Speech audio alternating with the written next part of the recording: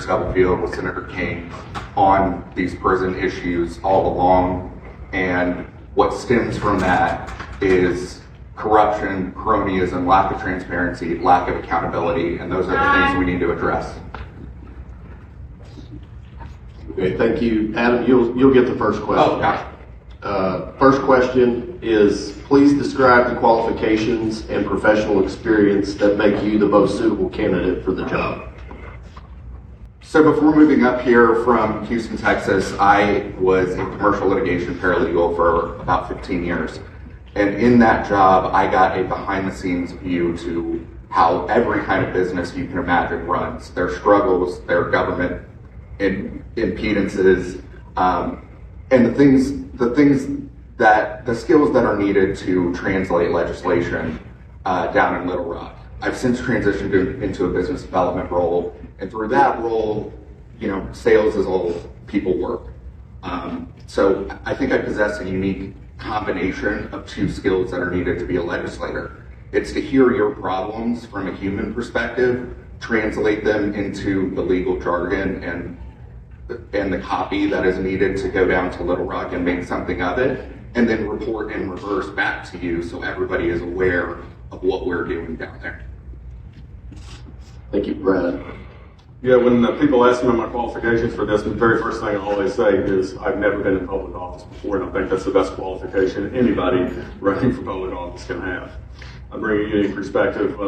Started working at a very young age after my father passed away. Mowing lawns, flipping burgers, working at Walmart, stocking shelves, understanding the grind that it takes to make it as a young married person with a child having absolutely nothing. I've gone through a professional career working through financial institutions and banking. The most beneficial thing in my career was when I worked for a little Walmart vendors trying to sell products into Walmart, and sitting in Walmart in their sheet metal building in their little rooms with tables just like this sitting across the table from some of the world's fiercest negotiators. Did that for many years and was very, very successful at it, and that really prepared me for the negotiations that we're going to have to do down in Little Rock. Quick. Sure. I've also never held public office. Second question, Brad will start. What is your position on abortion?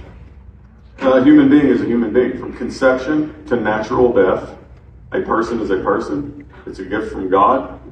I do not believe in murder of any kind. And I really don't know, how to really expand upon that. I think our laws that we have in the state of Arkansas are pretty much perfect. We're the most pro-life state in the country. Senator Stubblefield was the most pro-life legislator, and I plan to continue that. Thank you, Adam. I think we're the most pro-birth state in the country. I don't think we're the most pro-life state. I do believe in exceptions for rape and incest, especially of minors. I believe our laws that protect the health of the mother and prioritize the health of the mother are not strong enough. If anybody's followed the lawsuit that was filed 2 weeks ago, it describes some horrific situations where we put mothers in terrible positions because our laws do unexpected harm when we're looking at them. As an independent, I think this is one of those issues that we can turn down the hyper-partisan rhetoric around and ensure that we're making laws that actually accomplish the goals that they intend to.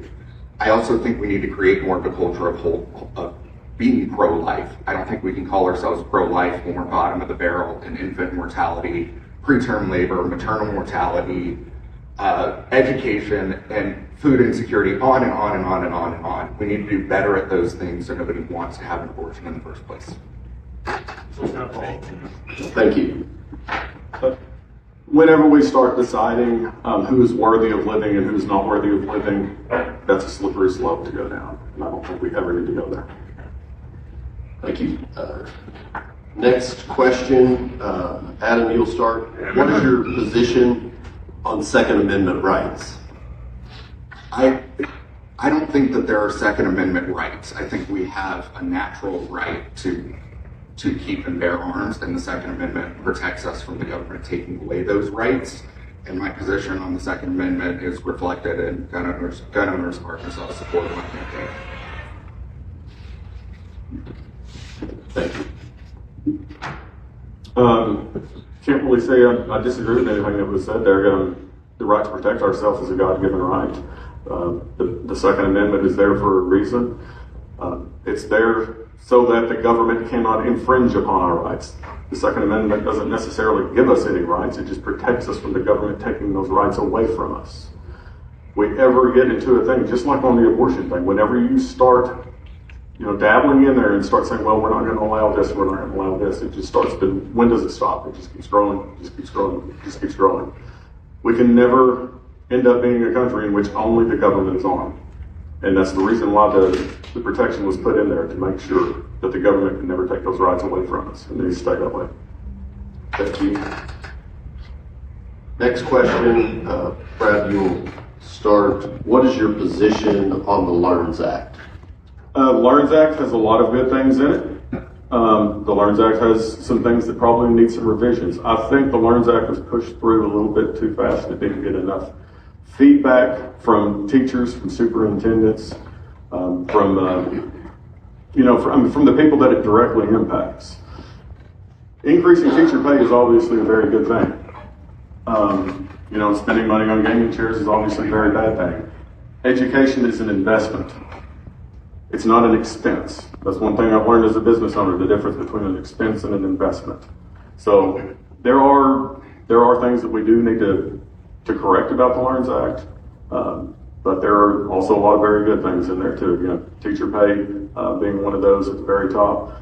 School choice is another very good thing. I've talked to lots and lots of homeschoolers that this has really changed their life. Lots of really good stories about that. Adam. Yeah, I agree in large part with all of that. My biggest issue with LEARNS is on kind of a procedural, technical level. Like Brad mentioned, this was legislation that came down and was pushed through in about 96 hours.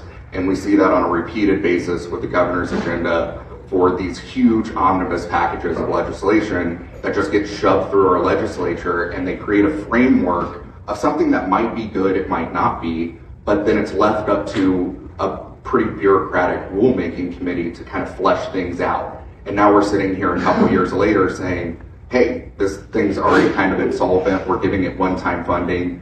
Legislators that voted for it are telling you that, we didn't necessarily know that it was going to do this.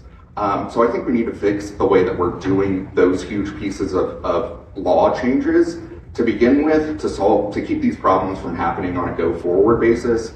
And then with LEARN specifically, keep teacher pay, figure out how to fund it appropriately, and get the fraud out of it. Next question, Adam. What is your position on vouchers to private and home schools? Largely the same thing, as that was part of LEARNS. I mean, I think there are some situations where that is absolutely necessary. I think the mistake that we made was opening that up wholesale across the board with no requirements and really no oversight or accountability. If we don't have that and we're continuously pumping one-time funding of tens of millions of dollars into this program, again, it's already insolvent and it's not doing the good for the people that actually need it. Thank you, Brad. On vouchers, the key word there was oversight. There wasn't a lot of oversight put in place on the voucher program. I've talked to some of the homeschoolers that said, we'd rather just not even take the money and, just keep the government out of our life, which, that's always a good way to do things. The voucher program was put in place well-intentioned and just needs some corrections. Just like a lot of things that the government does, because they did not talk to the people that it was going to affect directly. Unfortunately, things like the voucher program, people tend to focus on the 10% or 5% or whatever is the negative things. For example, where the money was misused.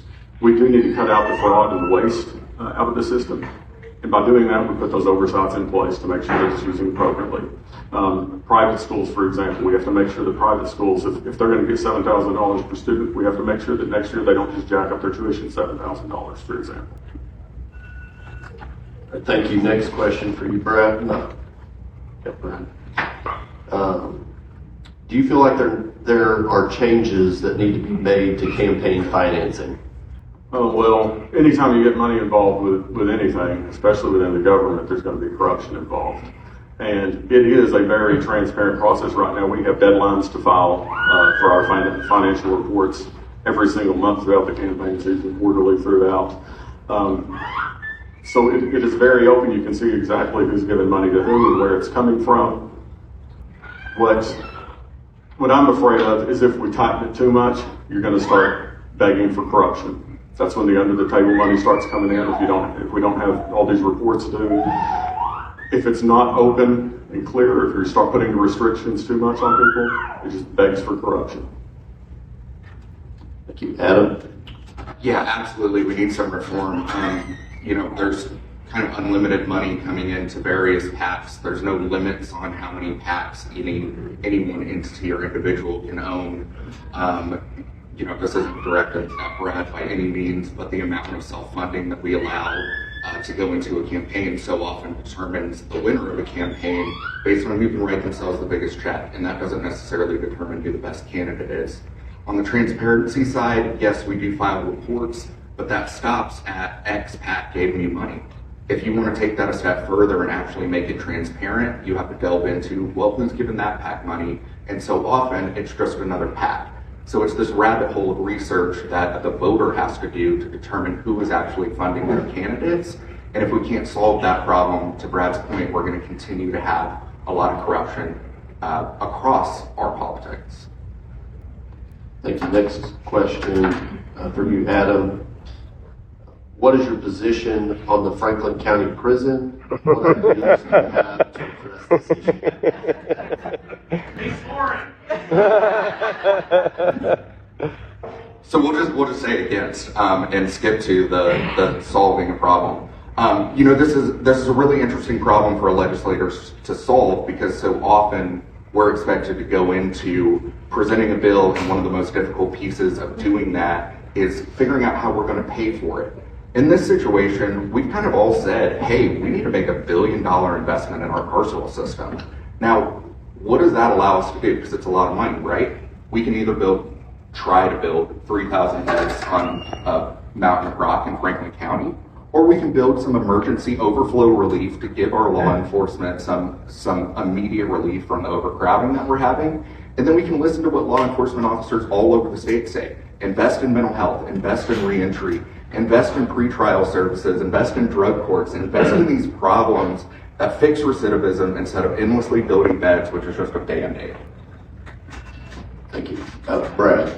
Strongly against. Got to give Adam a pat on the back, obviously, for the work that he's done on educating the public on what's going on in Franklin County.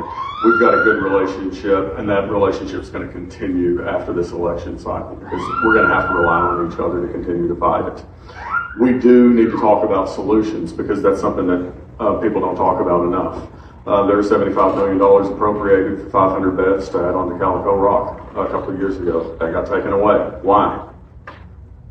That needs to be built immediately. There's 500 beds right there. Our recidivism rate hovers around 50%. It's one of the worst ones in the entire country. We invest $5 to $6 million in reentry programs right now. We could do 10 times that investment in our reentry programs, and it wouldn't be a drop in the bucket of what we're going to spend on that prison out there. Not even on the prison, just to get water to the site. We could solve the recidivism problem. If we could cut our recidivism rate in half, we wouldn't need so many beds. We do need beds. We got to find a better solution for it. Thank you, Brad. Next question for you, Brad. The Illinois River watershed has long struggled with phosphorus and nutrient pollution. What specific actions would you support or oppose to reduce nutrient runoff? And how would you balance enforcement with working cooperatively with farmers and cities? Yeah, I got to be honest. I've talked to thousands of people throughout the district during this time. Obviously not received that question a single time, but I do like to talk to the farmers. I mean, it's not, that's definitely a big issue across the state right now, not necessarily a big issue within our district right now. I don't have the answers to everything, but what I do know is that I need to go to the experts that do have the answers. And the experts that have the answers are not people in Little Rock. The experts that have the answers are the farmers that actually are impacted by government overreach and mandates that get pushed down to them. So I will talk to them. I was talking with a family of farmers just the other day about all the sludge and stuff that's now being dumped down in Paris River bottoms. All these trucks that are going through there day in, day out, 24 hours a day, just absolutely destroying their roads down there. They were promised that these companies were going to come back in and fix it, and they haven't done anything for it. Talking to farmers and hearing issues like that they're dealing with day in and day out is something that I plan to do. Adam? I was at a food production and agriculture seminar up in Springdale talking to some poultry farmers a couple months back. And one of the biggest complaints that I heard was that they set a nutrient management plan based on WOTUS, which is Waters of the U.S., that runs them out usually 20, maybe 30 years in advance. They try really hard to comply with all the laws and regulations that are placed on them, both by the state and the federal government. And the biggest complaint is that every time we get a new president from a different party, all of these laws change, and they have to rework what they're doing, reinvest in new tools and new plans and new equipment, and that's been the biggest struggle. So I'll fully admit that I don't know specifically how to help that at a state legislature level, but getting elected doesn't make me an expert on farming. I've got a couple cows, I call myself a farmer, I don't know anything about poultry, but to Brad's point, the most important thing is to bring those stakeholders to the table, be willing to hear their concerns, learn the issues, and figure out where we can find good solutions. Thank you. Next question, Adam. What are your thoughts on data centers, and should we keep building them in our rural areas? I mean, look, anybody that's followed anything about the prison knows that I'm a pretty strong supporter of local control. Nobody's going to put their phones down anytime soon, so the need for data centers is going to continue to increase. What I have an issue with is data centers, prisons, any of these huge infrastructure projects that are kind of life-altering, coming into an area in, a under the table or secretive manner where everything isn't out in the open, and where the citizens whose lives are going to be irrevocably changed don't have input on how that's going. So one of the House candidates talked about the actual benefits of those. All of these things, even though it is a lot of times a private industry that's coming in to do it, we need to have some transparency around how we do that. And then we need to be very, very careful about how much we are agreeing as a government to subsidize that industry, balanced with the actual benefits it's bringing into the community. Thank you, Ed. Brad? Data centers, it's the new industry. They're going to continue to be built worldwide. China's going to do it, or we're going to do it. And whoever wins this race is going to be set up for future success. The Clarksville data center, whenever they were going through that process, whenever they had the vote to determine to approve the plans, I went over there. I was the only candidate at the time. There were 5 other candidates in the race. I was the only person to go over there and listen to actually what the citizens had to say. It was in the packed house at their city hall. The room was completely full, standing room only. Not a single citizen got up and said, "We don't want this thing here. What are you doing here?" I was shocked by that, because I went over there to hear what the other side had to say. So much work had gone into getting this data center there, and nobody spoke out against it. They approved it unanimously that night. And if the community wants it, just like the president, if the community wants it, they can have it. Okay, last question. Brad,